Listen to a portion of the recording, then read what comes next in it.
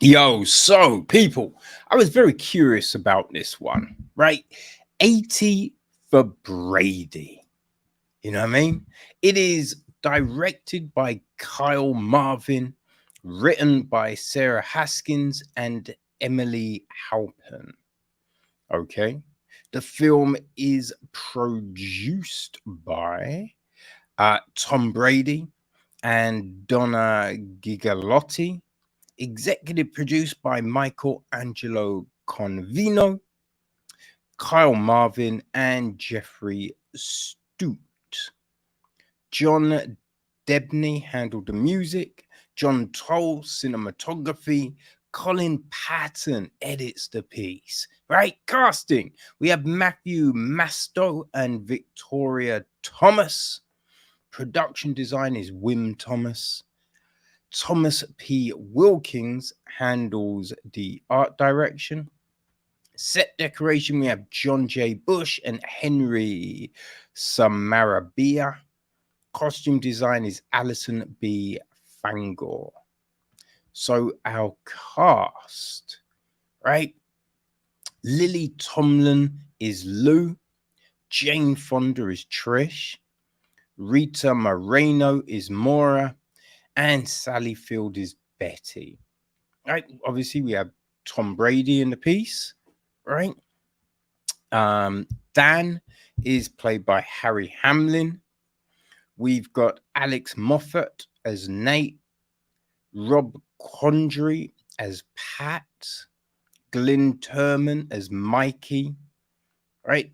Ron Funches is Chip, Bob Balaban is Mark, right? There's Jimmy O Yang as Tony, Matt Lara as James, Sarah Gilbert as Sarah, Sally Kirkland as Ida, right? Andy Richter is Clark, Gus Kenworthy is Eric, Brian Jordan Alvarez is Derek, right? Susie Reimer is the poker dealer, Patton Oswalt is Brisket, Retta is Retta, right? Xena Wild is one of the poker players. We have got Bonnie Hellman as Donna. Amber Charad Robinson is the Guy Ferrari's assistant, essentially. Okay, Matt Cordova is the quarterback countdown referee. Rebecca Field is the Red Zone bookseller, right?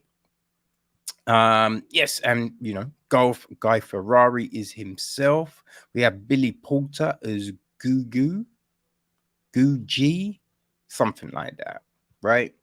I think that's probably our main cast, but we do have appearances from Marshawn Lynch, Danny Amendola, Julian Edelman, Rob Gongalski, so they're all doing. And Mark Reblet, who I had no clue was going to be in this. Mark is friggin' fun, right? So yeah, they are our main lot of peoples doing their thing. And the gist of the film is this. Right, 4 best friends and New England Patriot fans who take a life-changing trip to Super Bowl. How do you even it's L1, which was what is the actual number mean? Jesus Christ. I'm just yeah, my mind has gone blank, people. I forget what those numerals stand, Roman numerals, right? It's gosh, it's a big one. It was definitely a fucking high number Super Bowl, right? 30 something. I mean, we're up there, right? We're up there with the fucking Super Bowls. You know, yeah, it's a big Super Bowl. But this was fire, right? So yeah, essentially, right, it's about the friends go to the Super Bowl to see their hero Tom Brady play and the chaos that ensues as they navigate the world of the biggest sporting event in the country. Right. And I remember that Super Bowl, right? The Patriots against the Falcons, you know, like Matt Ryan and the Falcons were hot that year. They were playing really fucking well. But man, you could never count out Tom Brady. But when they went down, oh my days, it looked bleak. But then, you know, in the second half, third quarter, the Patriots started to put it together. We had some incredible plays. It was crazy. It's crazy. So, I mean, that was a big thing because that was an incredible game, right? So, you know, I mean, that was like one of the big things that piqued my interest about this film. Obviously, people like Sally Fields, you know what I mean, Jane Fonda. The cast is like we have a good cast, you know, like Lily Tomlin, right? They're just great. So yeah, it was that big thing. So yeah, I thought I'd check it out. And also like because they reference the game that started it all, right? When Drew Bledsoe gets injured and Tom comes on. And I remember that game as well. Right? I was watching it back then. Man, right? Because I wasn't a Patriots fan. Right? I was a Washington all the way. Washington all the way. But like Drew Bledsoe was a great quarterback. I watched every game that I could. And when he got injured, you just thought, I mean, that's it. Like, who's this fucking rookie coming on? And Brady just, man, it was game over. It was game over from that minute. Brady just did his fucking thing. So, yeah, that was, oh man, that was a nice little flashback. Like remembering all of that.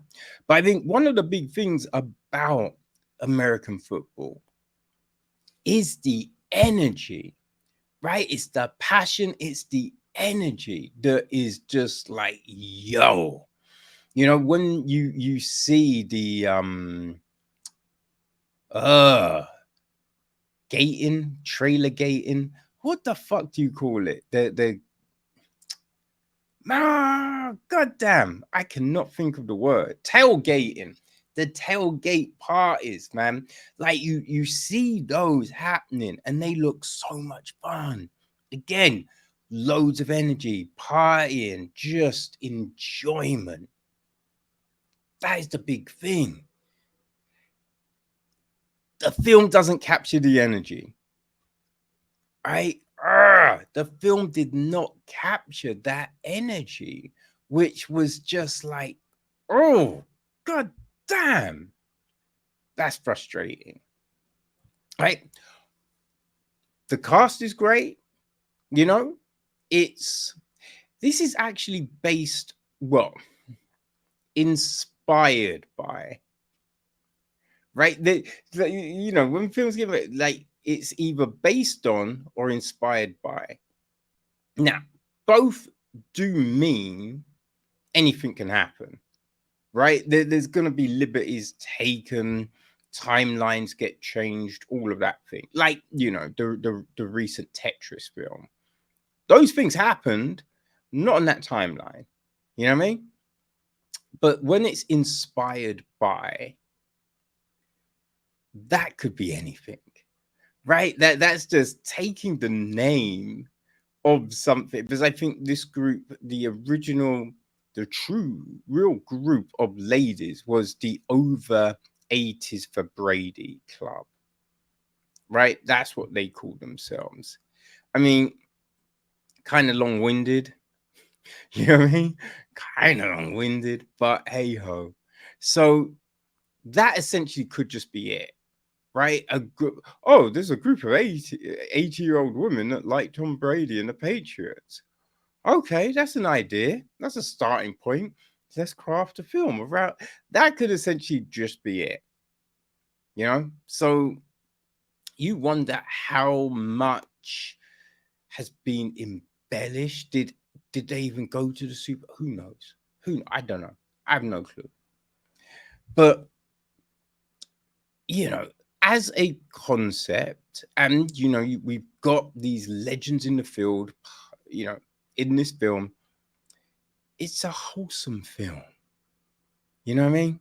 I think you could sit down with the family. It's not a fair, even when, right, Jane Fonda's character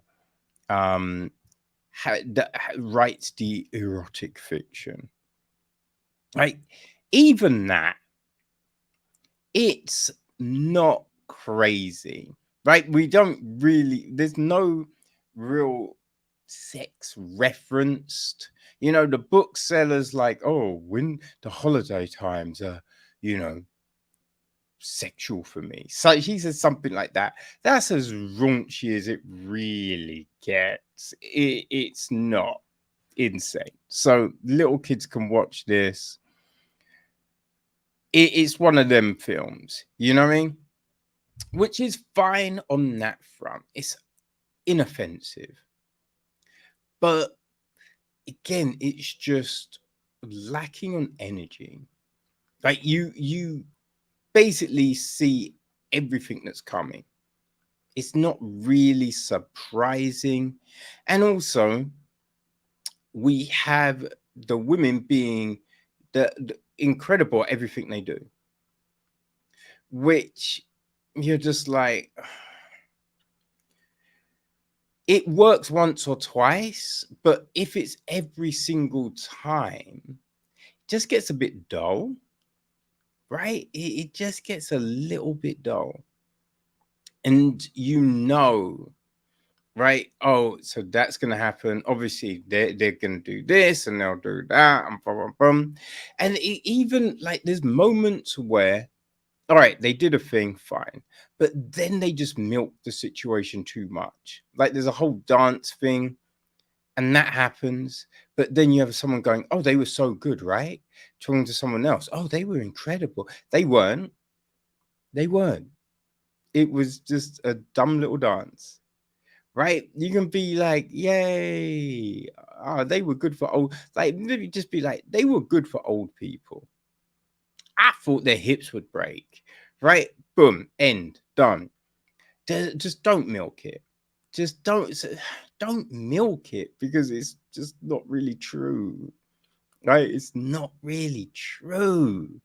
The whole book thing was just a bit, you know, yeah. Like, I think as again, if you like wholesome films, if you like wholesome films, you like American football, you'll be great. This will be great for you because, stuff like Any Given Sunday, that is not a family film.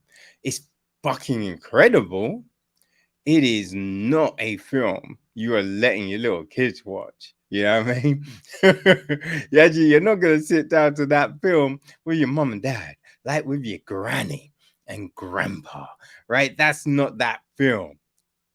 Hey, it's an inspiring film. It's going to get your energy pumping. And that's the thing. Any given Sunday gets your energy pumping, right? You watch that film, you hear those speeches. You want to be Willie Beamus, right?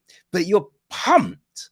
Once that finishes, you want to go out, you want to run, you know what I mean? A touch, a field, punt return, right? You want to catch an 80-yard throw, a Hail Mary, like you are jazzed. 80 for 8 80 for Brady, not the same feeling. Not the same feeling once you're done, you know? But yeah, it depends on, this film will highly depend on the audience, right?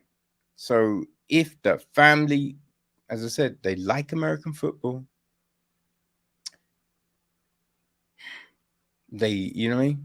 They like it PG, this will work, right? If you liked Into the Spotlight, another wholesome film, inoffensive, boom, this is for you, right? This is for you. It's the same audience right there, people.